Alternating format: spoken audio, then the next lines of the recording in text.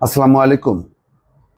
রাতভর অনেক update Iran, Israel এবং মার্কিন যুদ্ধের ত্রিমুখী যুদ্ধ বলা যাবে, যেহেতু ইরান এবং ইসরায়েলের যুদ্ধের মাঝখানে মার্কিন যুক্তরাষ্ট্র যুক্ত হয়েছে এবং ইরান তখন একই সঙ্গে দুই পক্ষকেই শত্রু হিসেবে গণ্য করে পাল্টাপাল্টি হামলা চালিয়েছে।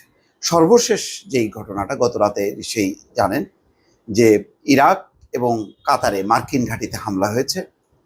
সেই হামলার পরপরই যুদ্ধবিরতির ঘোষণা হোয়াইট হাউস থেকে এবং ইসরায়েলের পক্ষ থেকে।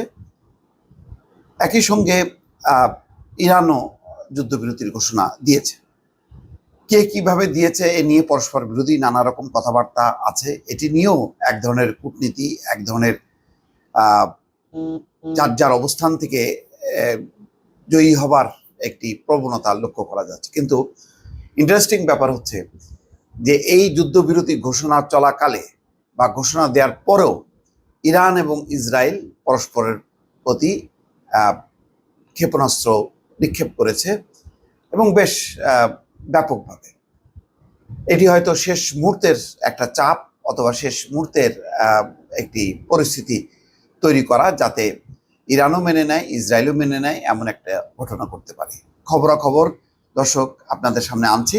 তার আগে অনুরোধ করছি যে ধারাবাহিকভাবে ইরান এবং ইসরায়েল যুদ্ধের নানা সংবাদ এবং ছোট ছোট বিশ্লেষণ দেওয়ার চেষ্টা করেছি। আপনাদের কেমন লাগছে এই সংবাদ এবং বিশ্লেষণ অবশ্যই জানাবেন, এবং একই সঙ্গে ভয়েস বাংলা চ্যানেলটি ইউটিউবে যারা দেখছেন সাবস্ক্রাইব করবেন, এবং ফেসবুকে যারা দেখছেন তারা লাইক ফলো দিয়ে সবসময় সঙ্গেই থাকবেন। আশা করি সামনের যে কোনো ঘটনার প্রবাহে আপনাদের সঙ্গেই থাকবো।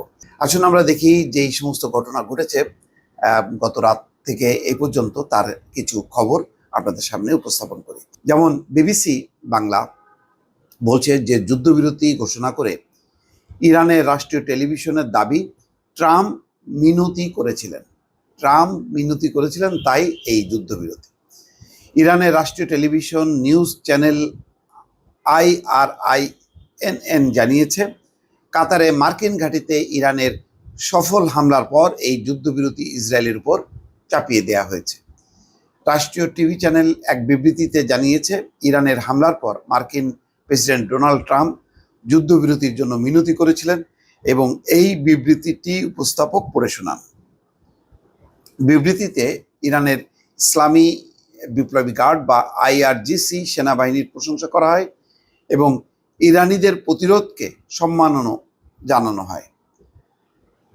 ইসরায়েলের দক্ষিণে হামলায় 3 জনের নিহতের দাবি মঙ্গলবার পরপর 3 দফা ইরানের ক্ষেপণাস্ত্র হামলায় ইসরায়েলের দক্ষিণে 3 জন নিহত হয়েছে বলে জানিয়েছে দেশটির ফায়ার অ্যান্ড রেস্কিউ সার্ভিস।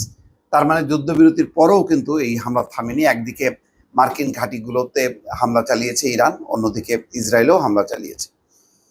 ইসরায়েলের জরুরি সেবা সংস্থা ম্যাগন ডেভিড আদম ঘটনাস্থলের বর্ণনা দিয়ে জানায়, যে এলাকায় হামলা হয়েছে সেখানে গিয়ে আমরা দেখতে পেয়েছি কালো ধোঁয়া উঠছে। সামনের দিকে এগোতেই দেখতে পাই একাধিক ভবনে ব্যাপক ধ্বংসযজ্ঞের ঘটনা ঘটেছে। একটি ভবনের বাইরে একজনকে অচেতন অবস্থায় পড়ে থাকতে দেখেছি। ভবনের ভেতরে ঢোকার পর আমরা একজন নারী এবং একজন পুরুষকে অচেতন অবস্থায় দেখতে পাই।